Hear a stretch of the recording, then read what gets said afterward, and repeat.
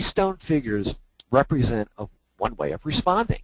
They're an example of people saying, you go first. They're not moving. They're up to doing their jobs. But if you ask them to do something way out of their comfort zone, it's hard to get real change. Peter, do these statues in some way represent how people have reacted to ideas in some of the companies where you've worked? Excuse me.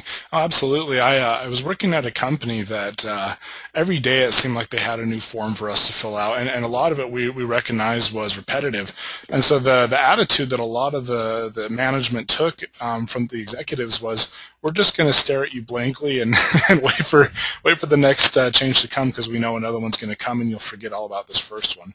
So absolutely, I can definitely commiserate with these stone statues. You know, it's interesting that you gave that as an example. I actually worked for an organization once where not responding to a manager's or management's request to participate in to participate in a change process.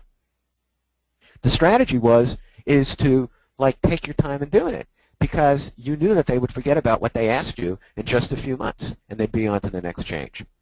So I think we can all relate to these kinds of experiences, and there are 5 predictable ways in which people will resist or oppose change, and we call these the 5 faces of resistance.